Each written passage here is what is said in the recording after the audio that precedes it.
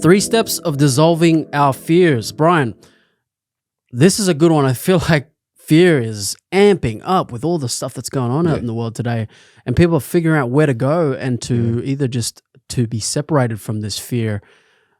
The fear could be good for you. Yeah. I think as we connect to this actual topic, I wanted to know the difference between anxiety and fear. People think it is the same thing. I think there's partial truth to it. Okay. The difference between fear and anxiety. But what do you think it is? So I heard it said like this: the energy that you feel when you are afraid and when you're excited, it's the same energy. Ooh, right? Interesting. If there is something in front of you that you're afraid to do, there's this level of anxiety, right? There's this tension, there's this nervousness, right? Yeah. And it could stop you from moving into that action or moving into that arena that you're trying to go into, right? Yeah. But if you're excited, if you're, excited about something, you're happy, there's this sense of nervousness, right? What's about to take place, right? It's the same energy. Would that be anticipation, almost like that? Was it anticipation? What is it? There's a word for it where you're anticipating for something to happen, good or bad, but I think you're referring to the good side of that. So I think what I alluded to with the anticipation, I'm thinking about expectation. That's the word I was looking for. Expectations, I think when you have greater expectations of something that's about to happen, you're expecting it to be a good, positive outcome. Yeah.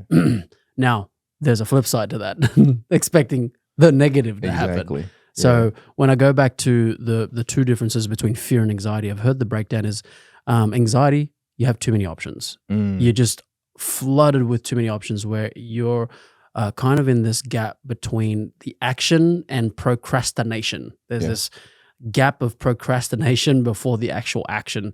And sometimes we fall short and we stay in the pit of procrastination. And I think anxiety has a big contributor to that. And then fear, you have a dinosaur chasing your butt. You're going to move. That fear will kick in. Yeah, you're going to move. Or a dog. I went dinosaur. I went so extreme. You're going to move. But like dogs, like you got a big dog chasing after you, you're going to, fear is activated. I even think about this. If I all of a sudden wanted to drive to Florida by myself and just leave my kids and family, my wife, didn't even communicate that to them, fear is going to kick something into me and say, hey, that's not a good decision. Exactly, yeah. And then those thoughts of like what could happen, like my wife is going to probably be upset about that. And my kids are going to be wondering where my dad is at. And driving to Florida from Texas, that's a few hours of driving there. And if I keep driving and not take a break, this fear is going to kick into me and say, hey, this could be leading to towards trouble. There's a strength that we receive when we tackle our fears, when we go after our fears. Tackle our fears. When we tackle our fears, because it's a choice that we make, right? You have a choice regardless. You can choose to address the fears with faith and hope that the outcome is going to be in your favor, or you can choose to be victim of your fears. Right? Be victim of your fears and just live with the consequences. Either way, it's a choice. My son was asking me one day, Dad, why do you stay? I'm like, what do you mean, why do I stay? Like, stay where? He's like, with me and Mom. He's like, you got money in the bank? He said, I see that question. Bro, he was about 9 years old. That guy's imagination's crazy. So, I'm like, okay, elaborate. What do you mean, why do I stay? They're like, why do you stay? Like, you got money in the bank. You can go anywhere. You can just do whatever you want to do. And you grown. Like, nobody tell you what to do. I'm like, interesting, son. I'm like, well, hey, I have a responsibility. Every day's not easy. Yeah, it is hard sometimes. But these strengths that the things that I'm doing, the actions that I take and the choices that I make, they're making me stronger. And I've been called to protect and to serve you and to be an example of what it looked like to strengthen yourself. And he just stood there and was like, Whether or not he understood that or that made sense to him, he accepted the answer. And it was like, it's a choice that we make. Fearful or not, we have decisions to make, and we're going to live or die by the consequences of those decisions. I heard there's a difference between choices and decisions. Do you know about this? Let's hear it. Okay. No, I don't. Sounds like the same thing, right? Okay. Well, choices means that you have an option. Okay. Deciding is like there's no other options but this. But to do it. But to do this thing. Because I'll choose that today. Okay. But when you say, no, I decide to do that today. There's a big difference. There's a different confidence that's backing that. Okay, it's kind of like the same I have to do versus I get to do. Similar. Yeah, I would say there's that idea that, man, I have to do this. Oh, this sucks. Yeah, right. Bro, I get to get up and record. I guess it's the tone that sets it apart. When you were talking about your son, the questions that he was asking you at 9 years old, I'm just thinking about other kids out there that don't have parents that they can talk to about that. Not that their parents aren't there. They probably don't even feel comfortable to talk to their parents about that. Mm. Or they don't know what questions to ask. They couldn't formulate it. That's a lot of what it is. It's not they can't formulate it. It's they don't have the concepts to build on to ask the right questions. Wow. Concepts to build on to ask the right questions. That's powerful, man. Yeah. Wow. You're only going to pour out what you're filled up with. Right? So if we're not giving our children the building blocks, the words to articulate, the ideas to formate, concepts to pour out and ask questions and to dig into and to investigate, they're not going to be able to do it. A lot of principles in life are formulas. Yeah. Not that it always works out the way you want to, but when you look at it really closely, a principle, let's say, for example, if I jump off a 2-story building, I'm going to hurt myself. Yeah. There's a formula there. That's a law. Something established this law so that I would hurt myself in this process because law of gravity, right? Yeah. But as we segue into the formula of like fear, dissolving that fear, right? One of the points that I have here is confidence leads to competence. The question is, what are you confident in though? Okay. And you and I, we follow Jesus. Yeah. We believe in God. Our confidence is in Him. Yeah. The finished work of the cross is what we would typically say. So I'm thinking about other, demographics that are out there who have their confidence in maybe their family, their confidence in the government, the confidence in, I guess, campaigns and all these things that it is, put themselves as out we're there. Recording, it's election season. Yeah, right. Yeah, right. You see the picket signs up everywhere. I've seen them. Everywhere. I'm like, it gets kind of confusing because there's so many of them, especially by the recreational center that we're. It's like 100 up, right? That's a lot. I can't even read. I can't be quick enough to see them all. No. But I get it. Like there are people who are trying to add value to society, and I know there are people who have a mindset that wants to bring a change, and everyone wants to be able to do something like that. Yeah. But when it comes to confidence that leads to competence, I think you can kind of like, okay, let's start with competence. What do you want to be competent in? Okay. Being a father, being a wife, a mother. Like it doesn't have to be just at work. Yeah. It could start off with your relationships at home. And it doesn't have to be everything, right? Oh, yeah, that's good. I talked to you about specialization. Yes. What does it mean to specialize in something, to become an expert in something? Yeah. Instead of a jack of all trade at many and not good at a lot, right? I value putting my time into something that I feel gifted and talented at doing versus trying to be a man of many things, right? Yeah. And being distracted and being led astray. So politics isn't one of my areas of expertise, right? I can't sit here and talk to you about elections, who's running, why they're running, why I like this candidate or not like that candidate. But what I do recognize is that we as believers, we do have a say-so and a calling to be involved in a sense that if somebody's called to that arena, that kingdom of politics, it's our job as believers to support and pour into and lift up that individual that's in that arena, right? Finances, there are individuals who are called to finances, like it's their gifting, it's their talents, it's what they excel at. They make the world a better place because they're in that market.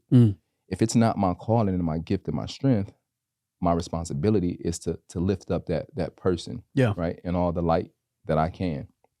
If it's parenthood, if there are individuals who choose to be childless, who choose not to have children, right. They don't feel it's their calling, right?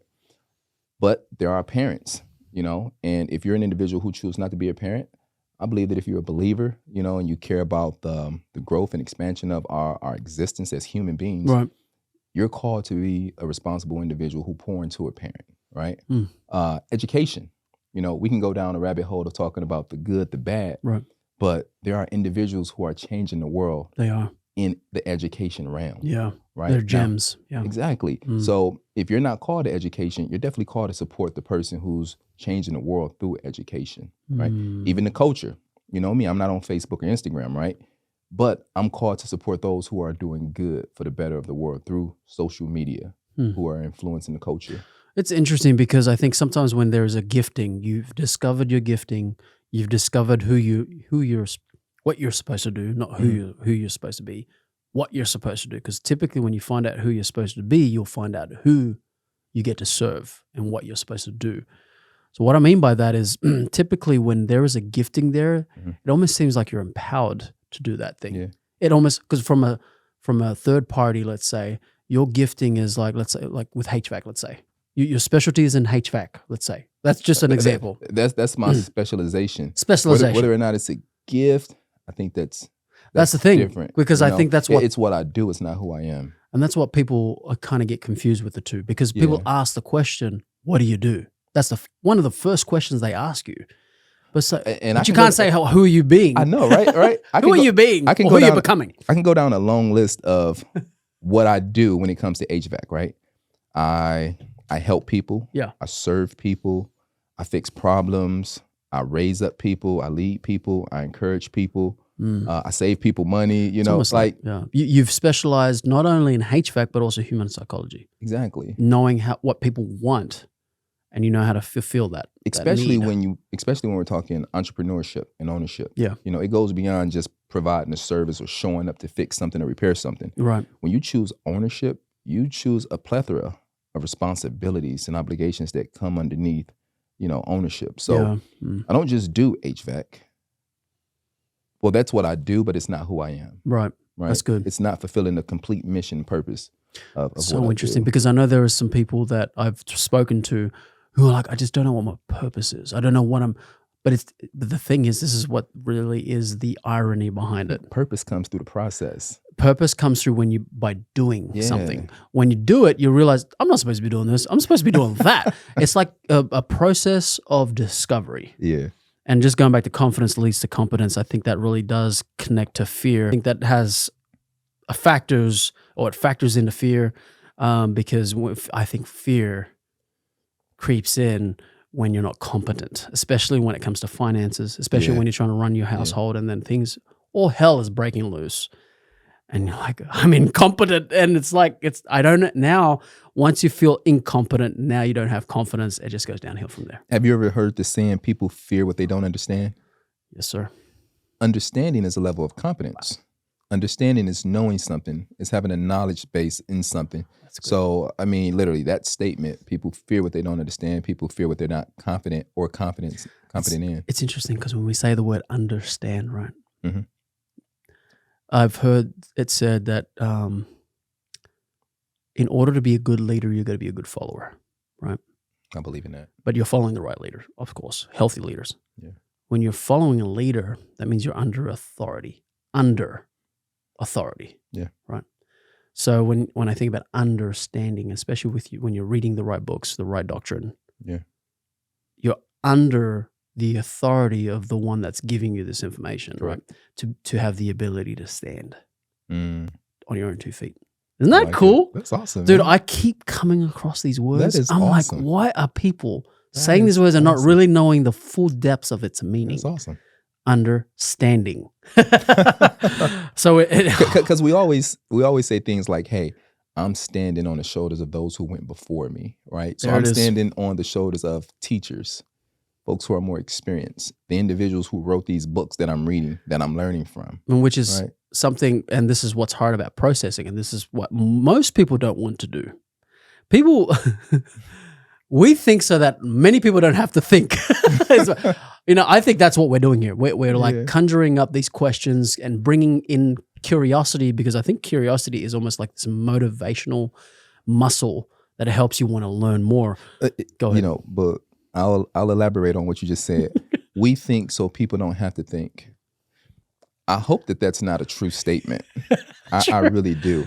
I would like to believe that what we're sharing is that there's a power in existence and a strength that everybody can attain, a freedom that they can attain if they begin to think for themselves, right? Yeah. I have this saying that convenience is killing us. Yes, it is. Right? We want everything to be quick, easy, fast, and affordable and easy to obtain, right? Yeah, easy buck. And that's killing us in the sense that we become slave to people who know more, who are stronger, who are better, right? Like, I don't want to know everything, and I don't want you to know a little. I want you to know a lot. It goes back to the analogy of teaching people how to fish versus feeding them, right? Yeah, if I'm thinking and teaching and sharing, so you don't have to think, so life is easy, you're dependent on me. You're a slave to me. That connects to and that's confidence. Not what I want. Yeah. Yeah, that connects to confidence, leads to competence. If they don't have the confidence to go fish, they ain't fishing. And they ain't eating. Right? That's connected. Fishing and eating. Even just with the word confidence. Yeah. What do you confide in? Mm-hmm. Confidence, confide. To confide into something. Yeah. In order to be competent. Okay, the next one, we already alluded to the fear and anxiety, knowing the difference. I think I've explained that one. But here's a good one. I think this is a good point for the factors of dissolving fear is to question assumptions and discover deep patterns. Question assumptions and discover deep patterns. Let me kind of like read this portion here. By challenging existing beliefs and seeking deeper understanding, we can uncover new insights and develop more effective approaches to problem solving. Yeah. So it's a mouthful, but I think essentially what it's saying there is like literally just question your thoughts. Yeah. Yeah. Are you thinking about what you're thinking about? Yeah. People don't think enough these days. They revert back to their subconscious engine, if you want to call it that. Yeah. And I'm not saying that's a bad thing. I just think it's just this autopilot mode that we always constantly find ourselves in and not conscious of like what's going through my brain right now. What's going through my mindset? What am I allowing into my heart right now? Because if I'm feeling this way, something contributed to that. We got to figure out who's the contributor. Old habits are hard to break. Old habits are hard to break.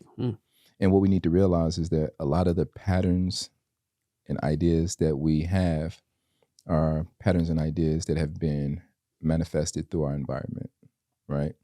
And I like to think about the whole diseased state.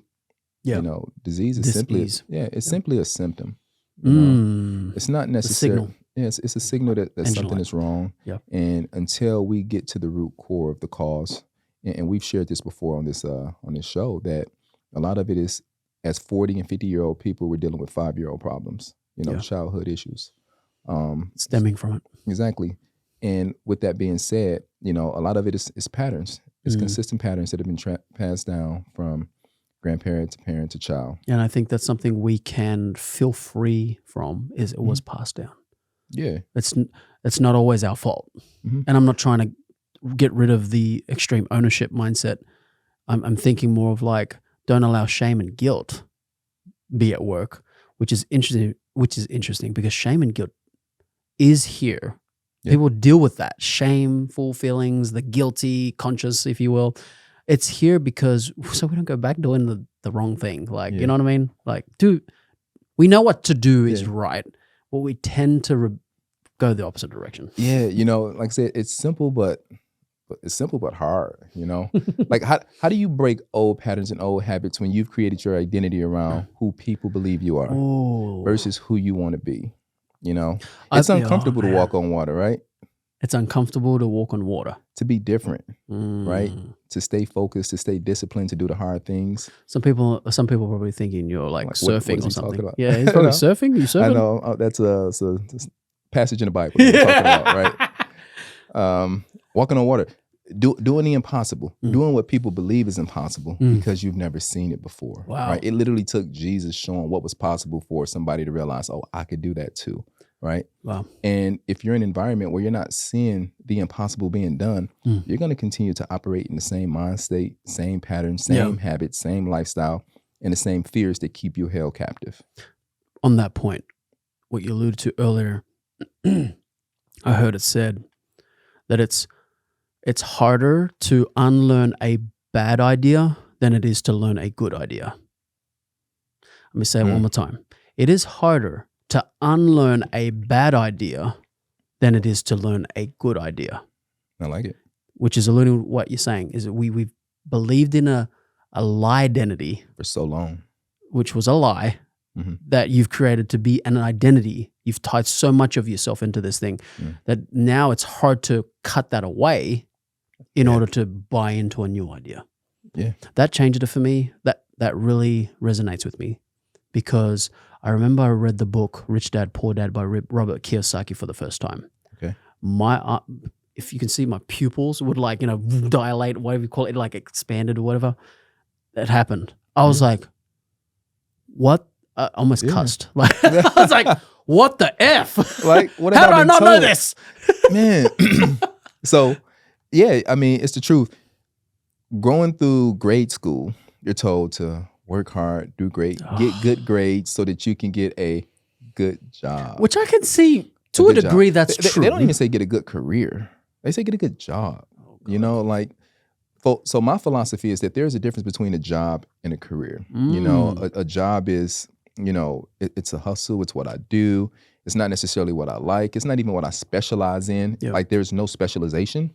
But a career is a path, right? It's strategically planning skill sets, applied knowledge, technique for the long run that you can even teach. See, I think we need to change this name on this podcast. Instead of calling it AI, call it something else, because AI is going to use this against us at some point. Let's call him Brain. Brian and Brain. That's what it is, man. Because we're not using our brain, we're reverting to AI so that we don't have to think. It's the external brain. And unfortunately, if we're not thinking, because it's artificial intelligence, if we're just reverting to the artificial intelligence and not using our own intelligence, guess what? That thing's going to take over. You know, yeah. We're going down a rabbit hole. No, not that. Like, I'm not against AI. Yeah, we got to evolve with it. Everything good can be used for bad, right? I think good comes first before bad. Like, this is why I believe, you know, technology and advancement and so forth is a great thing, because everything that exists that is bad, if you look back far enough, the creation and the reason for it was for good, right? Advancement and so forth is a great thing, because everything that exists that is bad, if you look back far enough, the creation and the reason for it was for good, right? So the thing about artificial intelligence is, if you want to be on the good side of it, you have to start creating and you have to start programming. Yeah. If not, you know, you're going to be controlled by it. That's good. I heard it said that AI, so not to fear AI, but to learn from it so you can evolve with it. Evolve with it. Advancement. Evolve with it. Yep. And I'm reading a book with some of the guys. It's called Be the Unicorn. Okay. And one of the chapters, in chapter 1, it says that 42% of jobs are not coming back after 2020. 42%. That's a lot of jobs, man. Here's another number.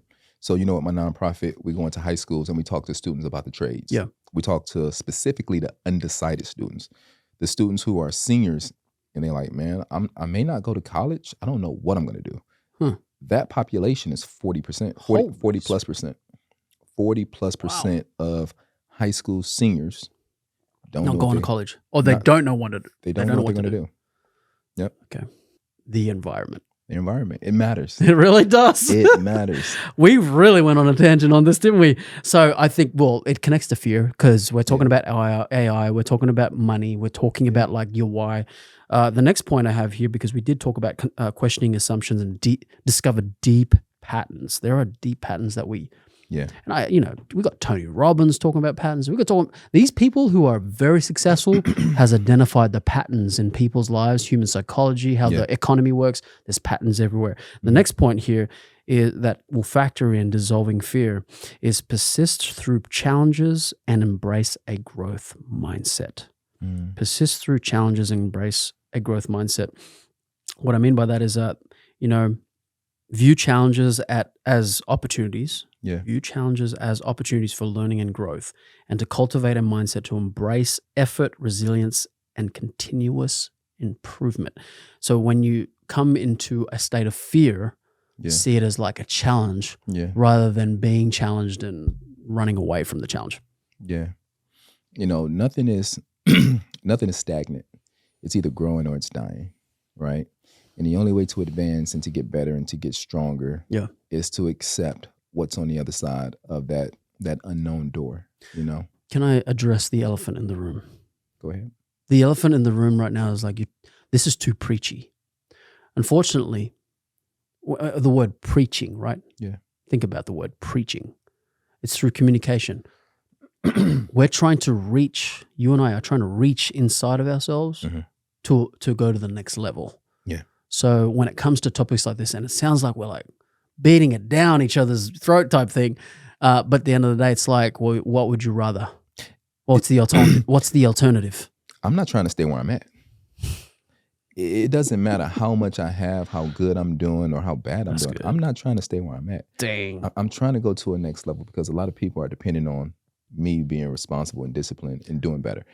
And iron sharpens iron. Yes, right? Like we just said, the environment matters. Who I'm around matters. Who I'm with matters. That iron is in fire. At the end of the day, you know, there may be somebody watching and listening. Yeah. But I'm being sharpened by you. It's interesting because I always remind the young men that I speak to, it's like, don't allow these circumstances to define you. Let it refine you. You're in the fire right now. It's making you better. Yeah. Because if you tie your identity in that thing, it's just a location. It's not the destination. You know, I've used that term refine, and this is how I used it. It's a which means a redoing, right? Oh, wow. The word means to repeat. Fine. Let's think about what I said earlier about, you know, the gift and the talents that you have inside of you. Like, you are the I am. Like, there's a greatness inside of you. Yeah, there is. So that's the fine part of you, the jewel, the beauty, right? When we talk about fine things, we see value in the word fine. Man, that's very fine. Like, we're saying that's valuable. Like a diamond. Like a diamond. Takes to go through that process. And that's what you are, right? Like, so the refining is the waking up. It's the coming back to your understanding of how fine and how valuable you are. It's crazy. That's what it means to refine. You know what's crazy, Brian? We may raise up some incredible leaders through this podcast. Yeah. It's going to put people out of their jobs. They're going to be entrepreneurs. They're going to be entrepreneurs. They're going to be creative artists. They're going to be people that will make a change in the world, that they don't really have to watch other people live out their dreams.